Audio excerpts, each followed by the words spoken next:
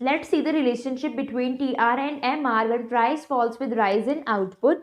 तो हमको बताया है कि ये यूनिट्स हम बेच रहे हैं, मतलब इतनी इतनी यूनिट्स हम बेच रहे हैं और उस पर हमको प्राइस दिया हुआ है। वहां से हम AR, TR, MR तीनों ही कैलकुलेट कर सकते हैं। तो हमने कैलकुलेट कर लिया। इसके बाद हमने कर्व्स भी बनानी है। So now see, quantity sold is measured along the X axis and revenue is measured on Y axis. Both AR and MR curves are falling, but marginal revenue falls at a greater rate than average revenue. और ये हम last video में cover कर चुके हैं कि rate of fall MR में ज्यादा होता है as compare to AR, actually में ट्वाइस ही होता है। TR curve rises so long as MR is positive and MR is positive up to 5 units of output. MR TR की स्लोप होती है। MR क्या होता है? Change in TR upon change in Q, ठीक है, which is change in Y upon change in X।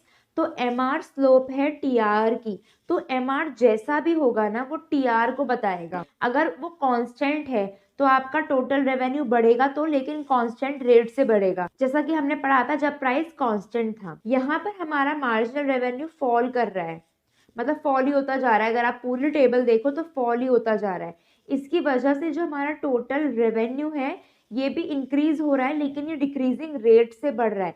देखो, पहले ये 10 से बढ़ा, फिर ये 8 से बढ़ा, फिर ये 6 से बढ़ा, फिर 4 से बढ़ा, फिर 2 से बढ़ा, फिर 0 ही हो गया और फिर नेगेटिव आया। जो स्लोप है वो कम कम होती जा रही है। इसकी वजह से टोटल रेवेन्यू बढ़ेगा तो, लेकिन वो डिक्रीजिंग रेट से बढ़ेगा।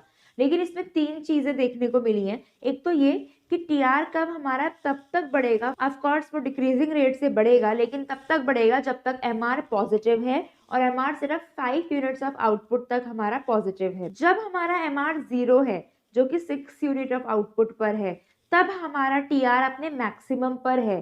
अब आप कहोगे कि मैक्सिमम पर तो वो 5th यूनिट ऑफ आउटपुट में भी था, बिकॉज टेबल ने हमको 2 लेवल ऑफ आउटपुट दिए जिस पर 30-30 हमारा टोटल रेवेन्यू आ रहा है। लेकिन अगर हम 5th यूनिट ऑफ आउटपुट ले लेते हैं मैक्सिमम, तो उसके बाद भी हमारा मैक्सिमम आ रहा है, मतलब 6th यूनिट पर भी हमारा मैक्सिमम आ रहा है और उसके बाद वो फॉल कर रहा है। इसका मतलब जो मैक्सिमम था एक्चुअली में वो 6th यूनिट ऑफ आउटपुट पर था, मतलब फॉल होने से पहले जो मैक्सिमम हुआ वो 6 यूनिट ऑफ आउटपुट पर हुआ। तो जब हमारा MR नेगेटिव हो गया, TR स्टार्ट्स फॉलिंग, जो कि 7 यूनिट ऑफ आउटपुट पर हो रहा है। अब हमारा मार्जिनल रेवेन्यू नेगेटिव हो चुका है।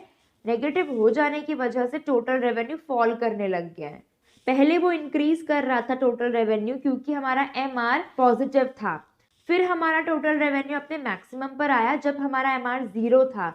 फिर जब हमारा MR नेगेटिव हो गया तब ये फॉल करने लग गया। तो MR आपका 0 भी हो सकता है, नेगेटिव भी हो सकता है, हमने दोनों ही केस देख लिए।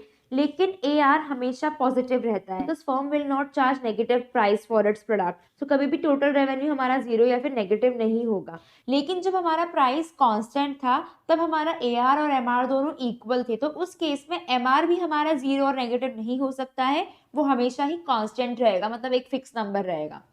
Second important thing is TR is summation of MR, but TC is not summation of MC. So TR can be calculated by adding up revenue realized from sale of every additional unit. For example, अगर मुझे total revenue निकालना है 3rd unit का, तो मैं 3rd unit तक के सारे मार्जिनल रेवेन्यू को ऐड कर लूंगी, which is marginal revenue of 1st unit, marginal revenue of 2nd unit, marginal revenue of 3rd unit, और इन सभी को ऐड करके मुझे टोटल रेवेन्यू 3rd यूनिट का मिल जाएगा। लेकिन टोटल कॉस्ट TVC TFC दोनों से मिलकर के बनती है। तो हमने कॉस्ट वाले चैप्टर में पढ़ा था कि MC is not affected by TFC, so TC can not be calculated as summation of MC.